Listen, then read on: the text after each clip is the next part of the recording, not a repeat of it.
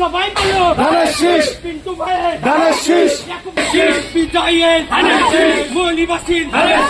রামনগরের সবাই বলো